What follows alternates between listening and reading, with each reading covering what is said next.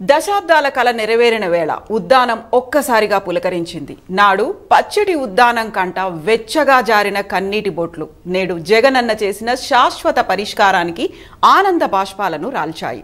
దశాబ్దాలుగా గుండెలు పిండేసే కిడ్నీ బాధితులకు చెక్ పెట్టి వారి ఆయువుకు ఊపిరి పోశారు.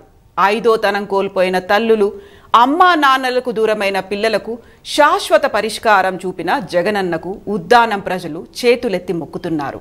ఉద్దానానికి సీఎం జగన్ ఊపిరి ఎలా పోసారో ఒకసారి చూద్దాం.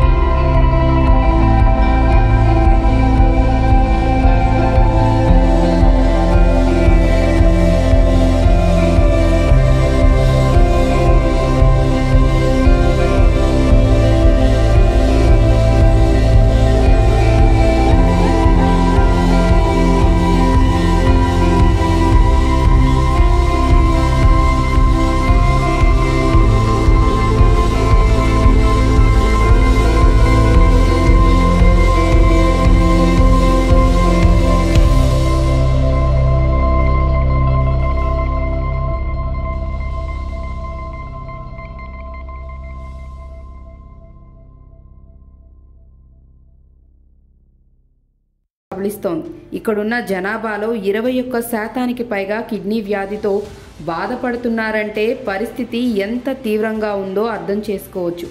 ఇప్పటికే 15,000 మంది చనిపోయినట్లు అంచనా. ఒక అంచనా ప్రకారం జిల్లాలో 112 గ్రామాలు కిడ్నీ బారిన పడి విలవిల్లాడుతున్నాయి. సాధారణంగా రక్తంలో serum creatinine 1.2 milligram by decilitre కంటే ఎక్కువగా ఉంటే కిడ్నీ సరిగా పనిచేయటం లేదని అర్థం. కానీ ఉద్దానం ప్రాంతంలో సీరం క్రియాటిన్ లెవెల్స్ చాలా మందిలో 25 మిల్లీగ్రామ్ బై డెసిలీటర్ మేరకు ఉంది. క్రియాటిన్ 5 దాటితే డయాలసిస్ తప్పనిసరి. ఇటువంటి వారిలో వ్యాధి తీవ్రత పెరుగుతుంది. వీరంతా విశాఖపట్నం వెళ్లాల్సి వచ్చేది. వారానికి 2 సార్లు కూడా వెళ్లేవారున్నారు. ఇలా రోజుకు 500 కిలోమీటర్ల దూరం ప్రయాణించాల్సి వచ్చేది. రవాణా, వైద్య ఖర్చులు తలకు మించిన భారంగా మారాయి. ఎంతోమంది డబ్బులు లేక వైద్యం చేసుకోలేక ప్రాణాలను కోల్పోయేవారు. మరోవైపు ఈ మహమ్మారిని పాలకులెవరూ పట్టించుకోలేదు. ఎన్నో ఏళ్లుగా ఇక్కడి నేలలో తెగిపడిన తాళిబొట్లు ఏ నేతను కదిలించలేదు. హామీలిచ్చిన వారు కొందరు, అన్నీ చేశామని ప్రచారం చేసుకున్నవారు ఇంకొందరు. ఇలాంటి ఆపత్కాలంలో ప్రతిపక్ష నేత హోదాలో జగన్ కిడ్నీ బాధితులకు సాంత్వన చేకూర్చే కబురు చెప్పారు. ఆనాడు చెప్పినట్లుగానే ఇప్పుడు ఆపన్న హస్తం అందిస్తున్నారు. సీఎం జగన్మోహన్ రెడ్డి నిర్ణయంతో రంగంలోకి దిగిన అధికార యంత్రాంగం ఉద్దానం కిడ్నీ బాధితులకు భరోసా కల్పిస్తూ ఆ ప్రాంతానికి దాదాపు 100 కిలోమీటర్లకు పైగా దూరంలో ఉన్న హిరా మండలం రిజర్వాయర్ నుంచి మెలియా పుట్టిశుద్ధి కేంద్రానికి మంచినీటిని తరలించి తొలిదశ ట్రయల్ రన్ విజయవంతంగా పూర్తి చేసింది. 32 కిలోమీటర్ల పొడవున భూగర్భ పైప్ లైన్ ద్వారా నీటిని తరలించి శుద్ధి కేంద్రానికి చేర్చారు. మొత్తం ఈ మార్గంలో 132 కిలోమీటర్ల మేర భూగర్భ పైప్ లైన్ను నిర్మించి ఉద్దానం చివరి ప్రాంతమైన ఇచ్చాపురం వరకు ప్రతి ఒక్కరికి రక్షిత మంచినీటిని అందించటానికి అధికార యంత్రాంగం ప్రయత్నాలు చేస్తోంది. ఇప్పటికే తొలిదశ ట్రయల్ రన్ సక్సెస్ కాగా 15 రోజుల్లో శుద్ధి కేంద్రం నుంచి ఉద్దానం చివరి ప్రాంతం వరకు నీటి తరలింపు ట్రయల్ రన్ నిర్వహించనున్నారు. మొత్తం 700 కోట్ల రూపాయలతో ఉద్దానం కోసం సమగ్ర రక్షిత మంచినీటి పథకాన్ని సీఎం జగన్మోహన్ రెడ్డి మంజూరు చేశారు. ఇక వైఎస్ జగన్ అధికారం చేపట్టిన తర్వాత కిడ్నీ రోగులకు అండగా ఉండేందుకు పింఛన్ పెంచారు. అప్పటి వరకు 3,500 ఉన్న పింఛన్ను 10,000కు పెంచారు. వ్యాధి తీవ్రత ఆధారంగా 2 రకాలుగా పింఛన్లు అందజేస్తున్నారు. 5కు పైబడి సీరం క్రియాటిన్ ఉన్న వారికి 5,000, డయాలసిస్ రోగులకు 10,000 పింఛన్ ఇస్తున్నారు. ఈ లెక్కన ప్రస్తుతం 10,000 చొప్పున 792 మందికి, 5,000 చొప్పున 451 మందికి పింఛన్లు ఇస్తున్నారు. అవసరమైతే ఎంతమందికైనా మంజూరు చేసేందుకు ప్రభుత్వం సిద్ధంగా ఉందని సీఎం జగన్ ప్రకటించారు. నెల నెల డయాలసిస్ పేషెంట్లు డయాలసిస్ చేసుకుంటూ బ్రతకలేని పరిస్థితిలో, బ్రతుకుడే కష్టంగా ఉండే పరిస్థితిలో ఉన్న వాళ్ళందరికీ నెల నెల డయాలసిస్ పేషెంట్లకు పెన్షన్ 10,000 రూపాయలు చేశాం.